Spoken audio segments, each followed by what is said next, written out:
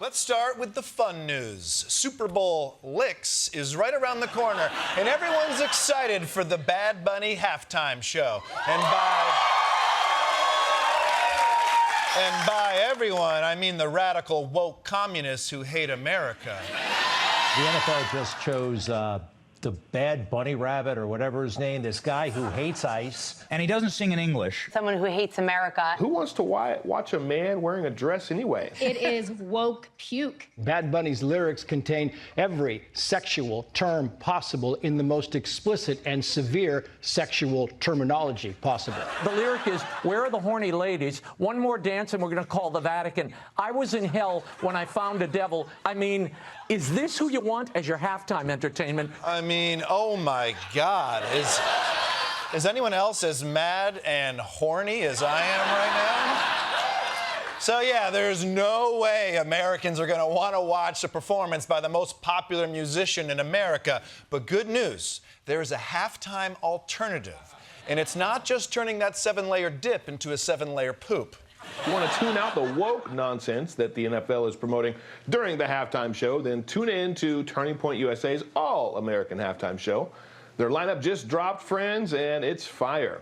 Now, this Sunday, Patriots like Kid Rock, Brantley Gilbert, Lee Brice, and Gabby Barrett are performing right when halftime starts for the NFL.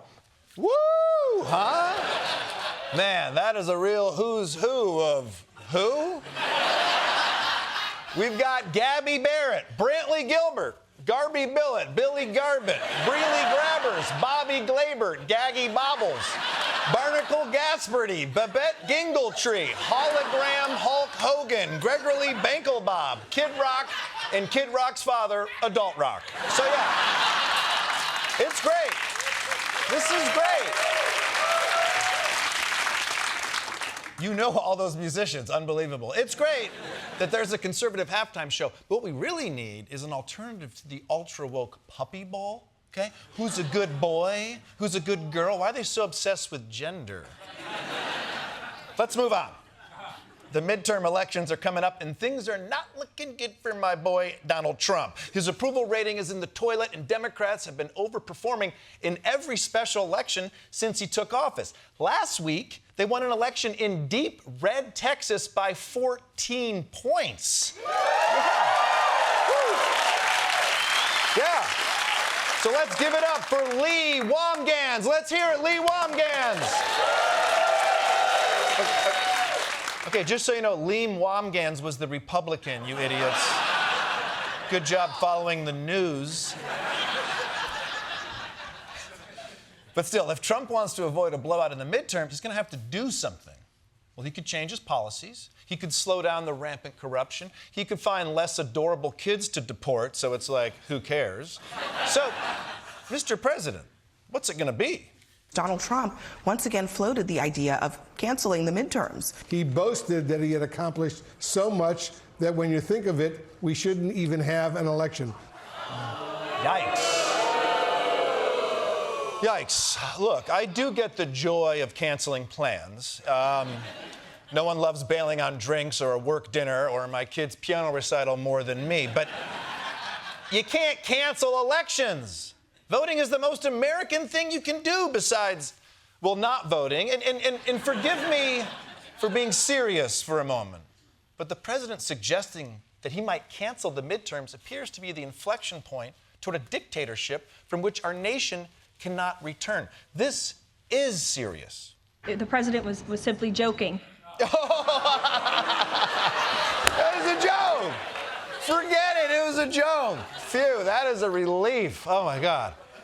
I guess I was worried that it wasn't a joke because it's a little unusual for a president to joke about canceling an election. And also, this particular president actually did try to overturn an election, so I guess I don't get the joke? Can someone in the press corps please ask the White House what was funny about this? Are you saying that the president finds the idea of canceling elections funny? Andrew, were you in the room? No, you weren't. I was in the room. I heard the conversation. Okay. It was a you had to be there thing, but none of us be there. If I was in the room, then I would have gotten it from his tone. It's like when Chris Rock tells a joke about black people. It works in the room, but it doesn't work later when Stephen Miller retells it at a Klan meeting. But this is why we have a press, to hold these people accountable. You can't blame the reporter for asking. That guy's from The Independent, a British paper, and he is actually a weenie, and I hope that gets back to him. That guy is such a nerd. People like that, I mean, that's why we hate the media. They're just nerds. Lighten up. Yeah. What a f***ing nerd. It's okay, I've learned my lesson. The president was just joking about this election stuff, and I'm a cool guy. I get jokes. So I'm going to take all this much less seriously. This morning, President Trump trying to exert more control over the nation's elections, saying Republicans should, quote, take over the voting. Okay, this sounds scary, but I know now it's probably just another hilarious joke. Let's take over the elections. I'm going to cancel the midterms. I'm going to be president forever.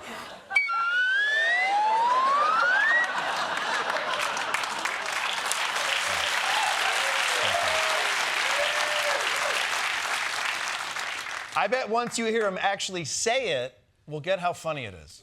The Republicans should say, we want to take over. We should take over the voting in at least 15 places. The Republicans ought to nationalize the voting.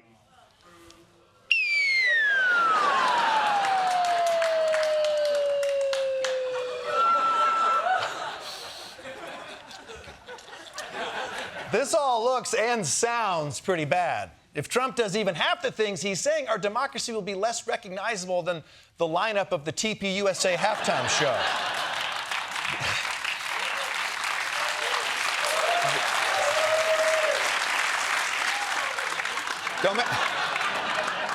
Don't make me use it again. The only thing that's giving me solace so far is that this is just talk, okay? If Trump was really going to meddle with the midterms, he'd be laying the groundwork by manufacturing evidence that there's widespread election fraud. And he's not doing that, right? Right? Right? Happening now, the FBI has seized all of the 2020 election ballots from Fulton County, Georgia. It's part of the Justice Department's effort to look for alleged voter fraud. President Trump keeps pushing this baseless claim that the 2020 election was stolen. Holy shit, two things. First of all, Trump, you got to get over 2020, man. I mean, 2020 is over. You don't see the rest of us being grateful for essential workers anymore. Move on. And secondly, I think it's pretty clear that Trump is not joking about meddling in the election this year. And the only way we can prevent it is if everyone stands up to stop him, especially Republicans. I'm talking Mike Johnson, Lindsey Graham, Gabby Barrett, Brantley Gilbert, Bork Gutman, Gunk Butters, Griff Bortman, and of course, Brickley Gobblebottom. God, I cannot wait for this halftime show. Oh my God!